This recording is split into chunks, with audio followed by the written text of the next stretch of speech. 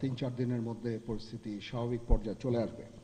তবে যারা এই সমস্ত অপরাধ করেছে তাদেরকে আমরা ছাড় দিব না, অবশ্যই তাদেরকে তাদের বিরুদ্ধে আইনানুগ ব্যবস্থা গ্রহণ করা হবে। আপনারা দেখতে পাচ্ছেন আমার সাথে 2 নেভি চিফ এবং এয়ার চিফ আছেন, আমরা একসাথে কাজ করছি। কিছুক্ষণ আগে আমার প্রফেসর ইউনুসের সাথেও কথা হয়েছে, ওনার সাথে কথা বলে আমার খুব ভালো লাগলো। আমার কাছে মনে হয়েছে উনি অত্যন্ত আগ্রহী এই কাজটা করার জন্য, এবং আমি নিশ্চিত যে উনি আমাদেরকে একটা সুন্দর গণতান্ত্রিক প্রক্রিয়ায় আমাদের নিয়ে যেতে সক্ষম হবেন এবং আমরা এ থেকে উপকৃত হব। আর আমি দেখলাম যে স্টুডেন্ট এবং ভলেন্টিয়ার্সরা অত্যন্ত চমৎকার কাজ করছে। যেহেতু এখন ট্রাফিক পুলিশ ছিল না, তারা ট্রাফিকিংয়ের কাজ করছে, বিভিন্ন রাস্তা পরিষ্কার করা, যে সমস্ত ভ্যান্ডালাইজেশন হয়েছে যে সমস্ত স্থাপনাগুলোতে, ওগুলোকে পরিষ্কার করা। আমরা অত্যন্ত আনন্দিত যে তারা এই ভালো কাজগুলো চালিয়ে যাচ্ছে।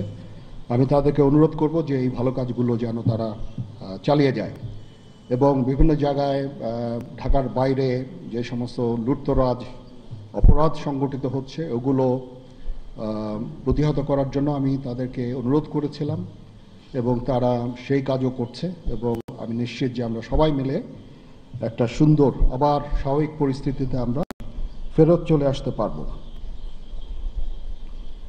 আপনারা জানেন যে আমরা কেয়ারটেকার গভর্নমেন্টের প্রধান ডক্টর ইউনূসকে আমরা নির্বাচন করেছি অনেক আলোচনা করে, আমরা নিজেদের মধ্যে অনেক আলোচনা করেছি এবং সমস্ত রাজনৈতিক নেতৃবৃন্দের সাথে, স্টুডেন্ট কোঅর্ডিনেটরদের সাথে আলোচনা করেছি। আমার সাথে নেভি চিফ এবং এয়ার চিফ ওনারাও ছিলেন এবং মহামান্য রাষ্ট্রপতির সাথে আমরা আলোচনা করেছি এবং আলোচনা করে আমরা সর্বসম্মতভাবে সম্মত হয়েছি এবং ওনার কাছে প্রস্তাব দিয়েছি চিফ অ্যাডভাইজার ডক্টর ইউনূসকে করার জন্য, এবং উনি এখন আমাদের চিফ অ্যাডভাইজার।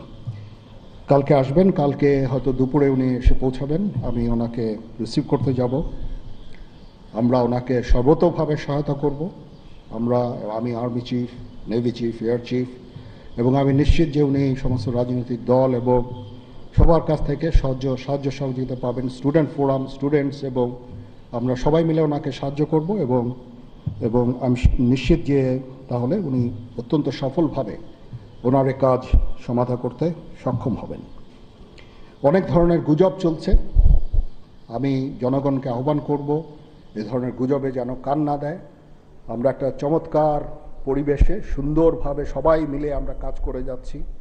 আমার সেনাবাহিনী নিয়ে বিভিন্ন সেনানিবাসের মধ্যে বিভিন্ন কিছু হচ্ছে ইত্যাদি সমস্ত গুজব রটনা করা হচ্ছে, এগুলোতে আপনারা কান দিবেন না এবং আপনারা এই ধরনের গুজব ছড়াতেও দয়া করে সাহায্য করবেন না। আমি জানি সবাই এটা ইচ্ছা করে করেন না, হয়তো আউট অফ প্যানিক আপনারা এটা করেন। এই জিনিসটা থেকে নিবৃত থাকলে এটা ভালো হবে এবং আরেকজনকে কোনো নিশ্চিত না হয়ে কাউকে এ ধরনের কোনো খবর সংবাদ আপনারা দেওয়া থেকে বিরত থাকবেন, তাহলে এটা আমাদেরকে সাহায্য করবে। পুলিশের পুনর্গঠনের কাজ চলছে, এখন পুলিশ প্রধান একজন নিয়োগ দেওয়া হয়েছে। আমি নিশ্চিত যে পুলিশের মনোবল আবার ফেরত আসবে এবং পুলিশ একটা প্রফেশনাল ফোর্স হিসাবে ভালোভাবে তাদের দায়িত্ব পালন করতে সক্ষম হবে। সর্বশেষে আমি আপনাদের নিশ্চিত করতে চাচ্ছি যে সেনাবাহিনী, নৌবাহিনী, বিমান বাহিনী সর্বদা জনগণের সাথে আছে এবং থাকবে, এবং আমরা কাজ করে যাব, পাশাপাশি সবার সাথে মিলে কাজ করে যাব এবং আমরা একটা সুন্দর ভবিষ্যতের দিকে যেতে পারবো, ভবিষ্যতে পৌঁছাতে পারবো বলে আমি বিশ্বাস রাখি। আপনারা আমাদের সবাইকে সাহায্য সহযোগিতা করবেন, আপনাদের সাহায্য নিয়ে ইনশাল্লাহ আমরা এটা করতে পারবো। আপনারা মিডিয়া অলরেডি অত্যন্ত দায়িত্বপূর্ণভাবে আপনাদের সংবাদ পরিবেশন করছেন, আমি আবার আপনাদের কাছে এই জন্য কৃতজ্ঞতা জানাচ্ছি এবং ইনশাল্লাহ আমরা সবাই মিলে দেশকে একটা সুন্দর একটা পরিবেশ আমরা সৃষ্টি করতে পারবো এই দেশে এবং আমরা সবাই ভালো থাকবো ইনশাআল্লাহ। এখন আপনাদের যদি কোনো কোয়ারিজ থাকে, কোনো প্রশ্ন থাকে আমাকে করতে পারেন, আমি যদি আমার জানা থাকে আমি অবশ্যই এটার উত্তর দিব। কালকে আমরা শপথ গ্রহণের জন্য যথাসাধ্য চেষ্টা করছি। একটা প্রস্তাব ছিল বিকালে করার, বিকালে খুব টাইট হয়ে যেতে পারে কি উনি 2:10-এর দিকে হয়তো এখানে আসবেন, এটা মে বি ভেরি টাইট। আমরা হয়তো তাইলে রাত্রেবেলা রাত 8টার দিকে করতে পারি। হয়তো 400 জন লোকের উপস্থিতি এখানে থাকবে।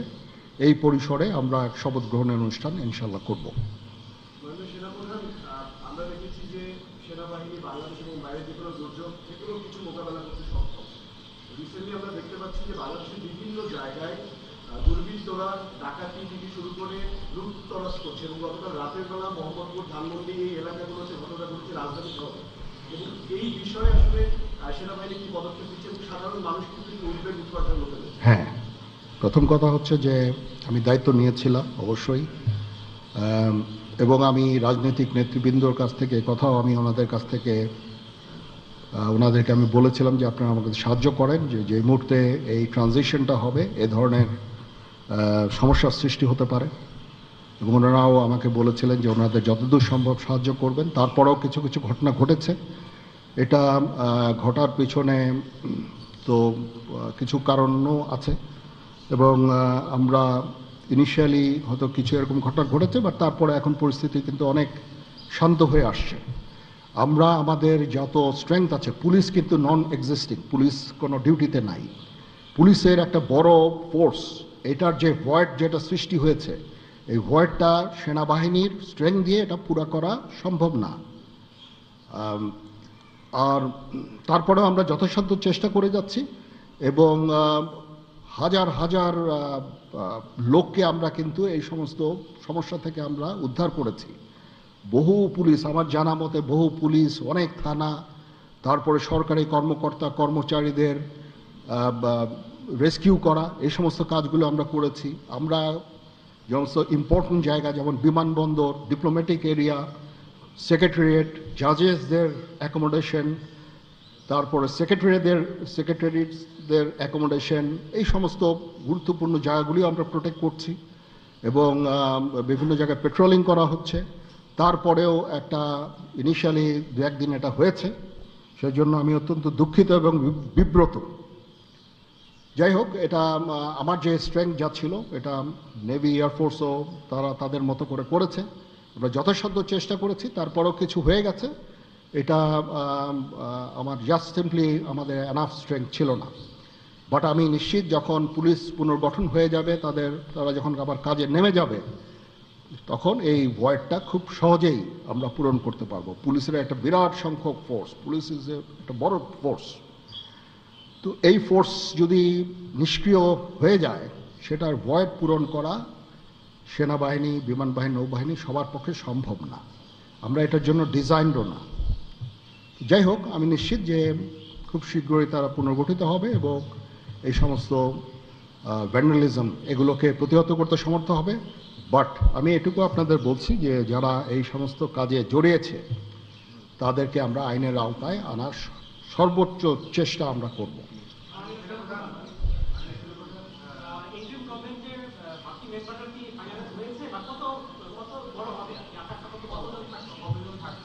আমার ধারণা আপাতত 15 জন হতে পারে, তারপরেও দু একজন আপ অ্যান্ড ডাউন এটা করতে পারে, এটা এরকম একটা সংখ্যক, এবং মোটামুটি একটা দাঁড়িয়ে যাচ্ছে।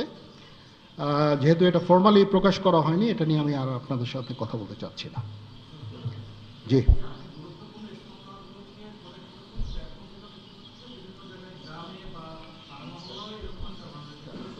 হ্যাঁ হচ্ছে, বাট সংখ্যা অনেক কমে এসেছে। একদিন দুই দিন, প্রথম এক দুই দিনে যেটা হয়েছে, সংখ্যা অনেক কমে এসেছে। আমরা আনসার ভিডিপিকেও কাজে লাগিয়েছি, এবং আমি তো বললাম যে ছাত্ররা আমাদের সাহায্য করছে বিভিন্ন গ্রামে গঞ্জে। তারা এই কাজগুলো মাধ্যমে, তাদের উপস্থিতির মাধ্যমে আমাদের সাহায্য করছে, এবং বিএনসিসিকেও আমরা এটা করতে আমরা হয়তো এমপ্লয় করব এই কাজে। আমি আমার যত ফোর্স আছে মিলিটারি সব অল ডিপ্লয়েড, এবং তারা তাদের সাধ্য মতো এই কাজে নিয়োজিত।